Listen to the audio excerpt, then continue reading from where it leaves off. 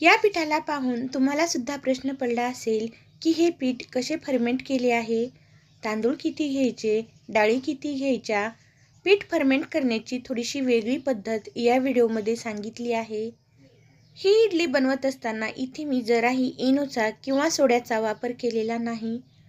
तरीसुद्धा इथे पहा, इडली एकदम मऊ, लुसलुशीत आणि जाळीदार अशी झाली आहे. ही इडली एकदम हलकी फुलकी व्हावी यासाठी सुद्धा व्हिडिओमध्ये टिप्स सांगितल्या आहेत. त्यासाठी हा व्हिडिओ शेवटपर्यंत नक्की पहा. चला तर मग कापसासारखी मऊ, लुसलुशीत आणि जाळीदार इडली कशी बनवली आहे ते पाहूयात. वेळ न घालवता करूया रेसिपीला सुरुवात. इडली बनवण्यासाठी इथे मी घेतलेला आहे रेशनचा तांदूळ. इथे वेगळा कुठला सुगंधित किंवा बासमती तांदूळ घेण्याची आवश्यकता नाही, कारण आपण ही इडली रेशनच्या तांदळापासूनच बनवत आहोत. रेशनच्या तांदळापासूनच इडली एकदम परफेक्ट अशी होते. सुरुवातीलाच या तांदळाला मी स्वच्छ निवडून पाकडून घेतलेले आहे. आता आपण हा तांदूळ एका वाटीने मोजून घेणार आहोत. इडली बनवत असताना कुठलेही एक भांडे फिक्स करा आणि त्याच भांड्याने सगळे मेजरमेंट घ्या. आता इथे मी 4 वाटी तांदूळ घेत आहे. ज्या वाटीने आपण तांदूळ घेतलेले आहे त्याच वाटीने अर्धी वाटी उडदाची डाळ घ्यायची आहे. इथे जास्त वेगळे कुठले प्रमाण घेण्याची आवश्यकता नाही. फक्त 4 वाटीसाठी अर्धी वाटी उडदाची डाळ घ्या. हे प्रमाण अगदी परफेक्ट असे होते.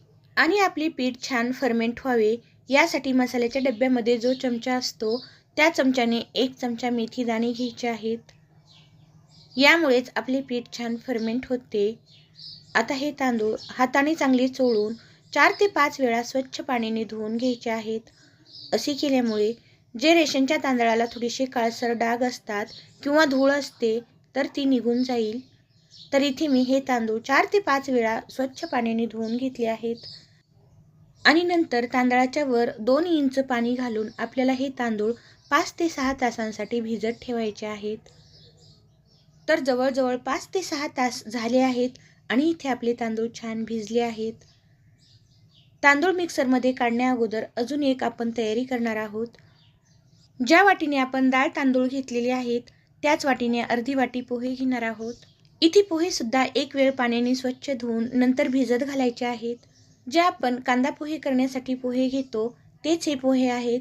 इथे वेगळे कुठले पोहे घेण्याची आवश्यकता नाही. तर इथे आपले डाळ तांदूळ सुद्धा छान भिजले आहेत आणि पोहे सुद्धा चांगले भिजत घातले आहेत. सुरुवातीच्या पहिल्या बॅचमध्ये पोहे घालायचे नाही. सुरुवातीला फक्त आपण डाळ तांदूळ मिक्सरला फिरवून घेणार आहोत. आता आपले पीठ छान फर्मेंट व्हावे यासाठी इथे मी एक टिप सांगत आहे.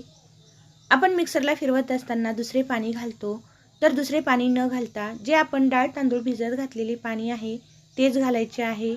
यानेच आपले पीठ छान फर्मेंट होते. तर इथे आपली पहिली बॅच तयार झाली आहे. आता हे पीठ मिक्सरला फिरवत असताना रवाळ अशा पद्धतीचे तयार करायचे आहे. खूप जास्त जाडही नाही आणि खूप जास्त बारीकही नाही. जसा की आपला बारीक रवा असतो सेम त्या पद्धतीने याचे सुद्धा पीठ तयार करून घ्यायचे आहे.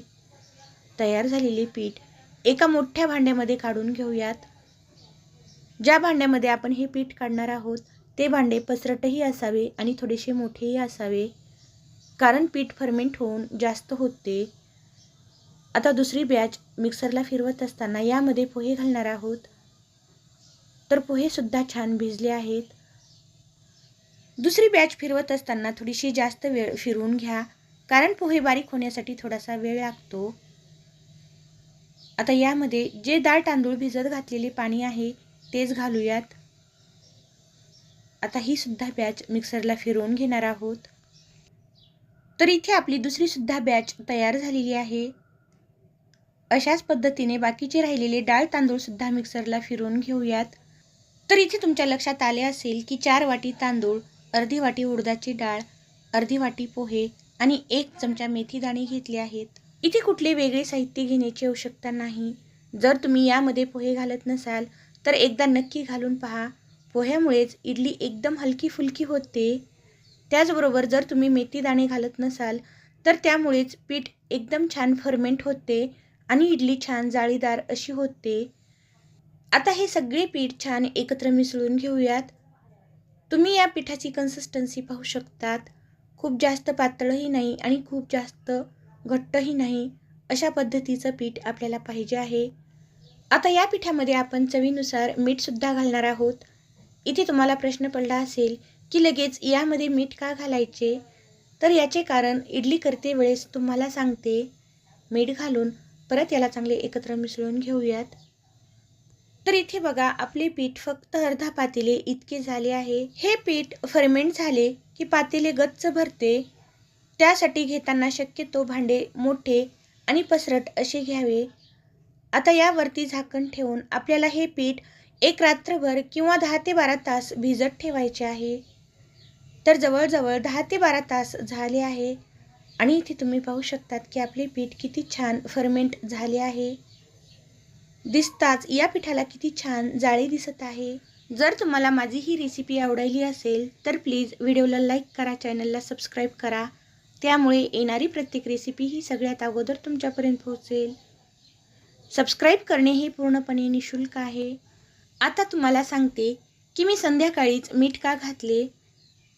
तर इथे आपले पीठ एकदम छान फर्मेंट झाले आहे. आता जर यामध्ये मीठ घातले आणि परत एकत्र मिसळले तर या पिठाची सगळी जाळी मोडते. त्यासाठी शक्यतो संध्याकाळीच मीठ घाला, म्हणजे या पिठाची जाळी अजिबात मोडणार नाही.